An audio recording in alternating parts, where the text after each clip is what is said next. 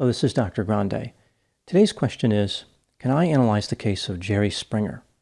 Just a reminder, I'm not diagnosing anybody in this video, only speculating about what could be happening in a situation like this. If you enjoyed this video, please like it, subscribe to my channel, and consider supporting me on Patreon. I'll put the link to Patreon in the description for this video. First, I'll look at the background of Jerry Springer, then move to my analysis. Gerald Norman Springer was born in London, England, on February 13, 1944. He went by the name Jerry. His father, Richard, owned a shoe store, and his mother, Margot, was a bank clerk. They were refugees who had escaped from the Germans during World War II. Jerry had several relatives who died at the hands of the Germans. Jerry's family moved to the United States in 1949. They ended up in Queens, New York. In 1965, Jerry earned a bachelor's degree in political science. In 1968, he graduated from Northwestern University with a law degree.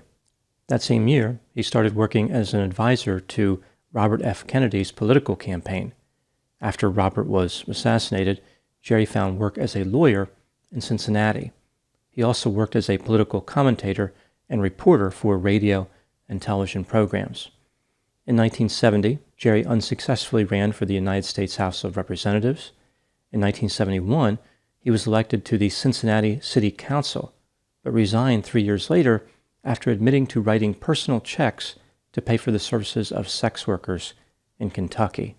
In 1977, the City Council selected Jerry to serve for 1 year as the mayor. Jerry gave up his spot on the City Council in 1981 in order to run for the governor of Ohio, but he failed to secure the Democratic nomination. Jerry had achieved limited success in both politics and in broadcasting. His political career would not go anywhere from that point, but his broadcasting career was about to receive a major boost. Starting in 1991, Jerry was featured on his own talk show called Jerry Springer. The first season was filmed in Cincinnati. Because the television show and Jerry Springer share the same name, I'll refer to the TV show as either the show or the Jerry Springer Show. This show started with one theme, but eventually transformed into something completely different. In the beginning, it was a political talk show, similar to the work that Jerry had done before on television, except in longer format. Jerry had well-known figures on the show and talked about topics like the effects of rock and roll music and the challenges of homelessness. The show was only released in 5 markets, but it was broadcast nationally starting in the second season after being purchased by NBC. The filming of the show was moved to Chicago, Illinois. By 1994, executives wanted to cancel the show because the ratings were terrible and nobody famous would agree to come on the show.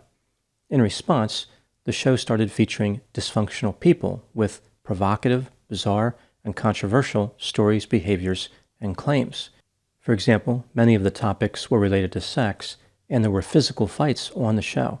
There is a debate over how many of the fights were real versus how many were staged, which I'll talk about in my analysis.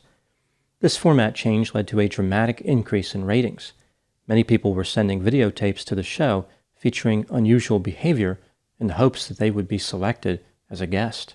For a short time, the show was the highest-rated daytime talk show in the United States. In 1998, the Jerry Springer Show ran into some difficulties when certain stations refused to air an episode titled, "I Married a Horse." That same year, an executive ordered Jerry Springer to stop allowing guests to fight.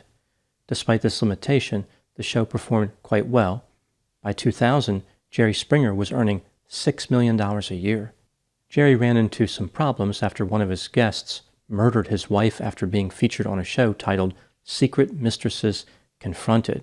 Jerry later claimed that the murder had nothing to do with the show and that he never glamorized deviant behavior. Many people considered Jerry's statements to be false. One could argue that glamorizing deviant behavior was the theme of the show. In 2001, the Jerry Springer Show started to lose advertisers as members of the public became concerned about the content. It was banned in the United Kingdom. Many people viewed his TV show as awful, referring to it as trash TV. Jerry Springer himself was often criticized directly. For example, he was referred to as TV's lowest life form. Despite this, the show was resilient. It appeared to be immune to negative publicity. it continued to have tremendous success. In 2009, the filming of the show was moved from Illinois to Connecticut in order to save money. The Jerry Springer Show would continue in production until 2018. It had a 27-year run. After this, Jerry Springer continued working. He was featured on a show called Judge Jerry starting in 2019. It was canceled after 3 seasons. During his career, Jerry Springer transformed into a cultural icon. He appeared in several television shows, including Married with Children, The X-Files, Roseanne, The Simpsons, and Mad TV. He also had a notorious appearance in the second Austin Powers movie, where Dr. Evil and his son were guests on the Jerry Springer Show. On April 27, 2023, Jerry Springer died from pancreatic cancer. He was 79 years old. Now moving to my analysis. Here are my thoughts on a few areas that stood out to me in this case. Item number 1. The episode titles from the Jerry Springer Show usually offered a good idea about the types of conflicts that were featured. Here are a few examples of episode titles. I'm Proud to Be a Homewrecker. Here guests confronted romantic rivals and cheating partners. She's Rubber, I'm Real. In this episode, a woman wanted her boyfriend to surrender his blow-up doll. If You Have a Threesome, I'll Marry You. This was about a man whose offensive proposal upset his fiancée. Happy Hour Hookups. Here a man detailed how he ended up in the wrong bed after becoming intoxicated. And In Your Face Mistress. This episode featured a man who regretted cheating and was being chased by the person he cheated with. As I was looking at all the various titles, I wondered if I could find 3 that would capture the essence of the Jerry Springer Show. Here are the 3 that I came up with. Threesome in a Double Wide, My Baby Daddy Has 12 Other Kids, and You Ripped My Hair Out. Item number 2.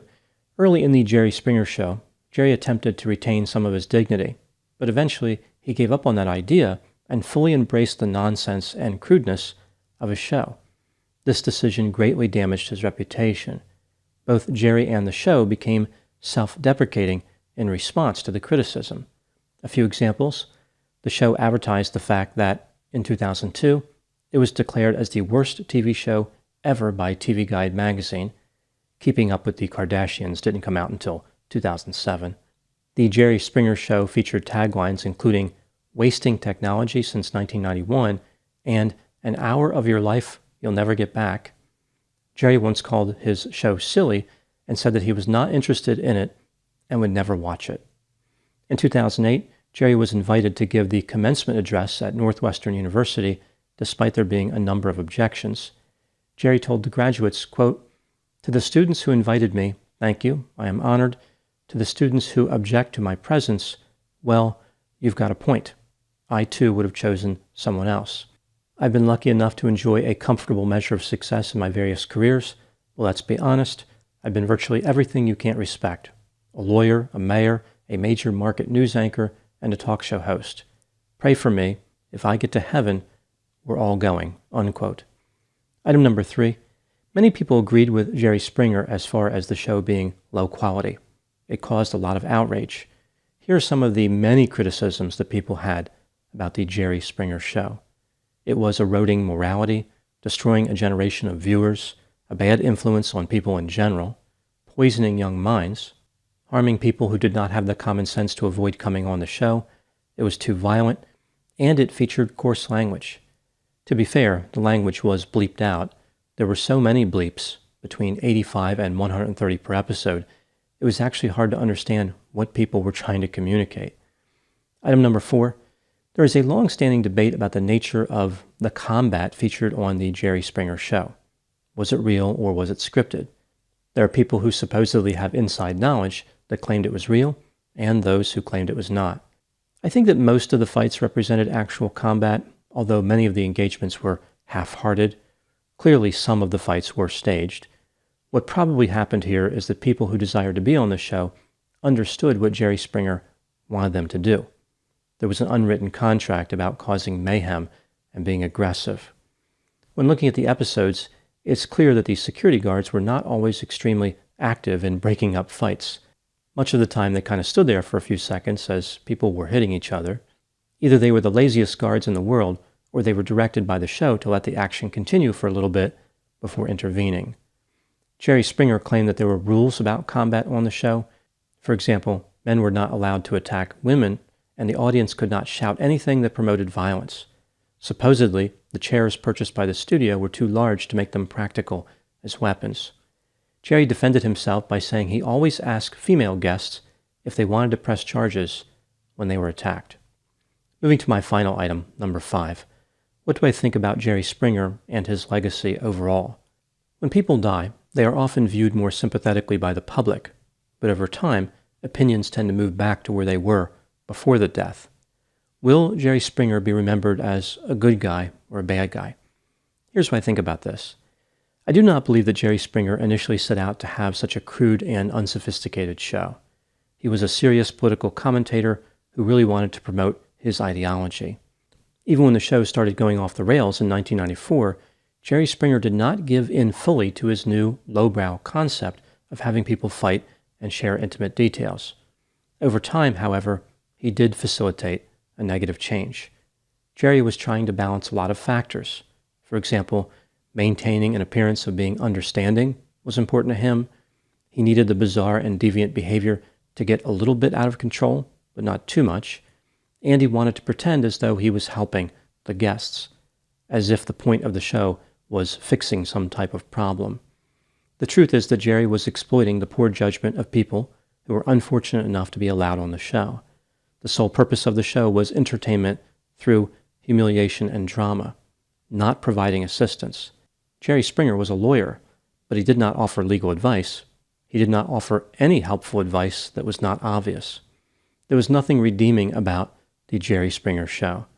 It was just there to highlight the misfortune of people who found themselves in tough situations and who may have had extreme personality traits.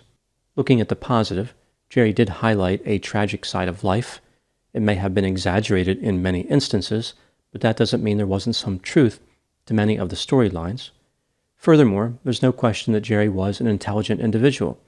He was able to find a way to be successful when his first several ideas didn't really work out the way he wanted them to. Jerry managed to flourish on daytime television. His show became a guilty pleasure for millions of viewers. People just couldn't look away. Despite the ridiculousness of his show, it's hard not to like Jerry Springer as a person. The character he played on the show was generally understanding, although he did often make verbal jabs at his guests. Jerry once said that he was not better than any of the people who appeared on stage, only luckier. I think at some level, maybe Jerry did believe that there was something redeeming in the show. Maybe he needed to believe that to keep hosting it. Moving back to the question, how will Jerry Springer be remembered? I believe people will generally maintain a fond impression of Jerry Springer. He brought a lot of laughter and drama into the world. As far as my opinion about Jerry, I've always tended to appreciate the arts like cinema, comedy, theater, poetry, literature, and painting. In a sense, the Jerry Springer Show represented an art form. Jerry was an entertainer, not a serious talk show host. I think that he was a decent man who made his living highlighting some of the worst behavior that was permitted on television. Sometimes pioneers in television teach people what not to do. Therefore, something good can be learned from the Jerry Springer Show. At the end of each episode, Jerry said, "Take care of yourself and each other." He should have added to that with the words, "by avoiding every maladaptive coping mechanism that you saw on the show." I didn't approve of Jerry Springer's behavior, but I still admire him as an artist and as an entrepreneur. He realized that he would either be notorious or be forgotten. He chose the former. Those are my thoughts on the case of Jerry Springer. Please put any opinions and thoughts in the comment section. They always generate an interesting dialogue. As always, I hope you found my analysis of this topic to be informative. Thanks for watching.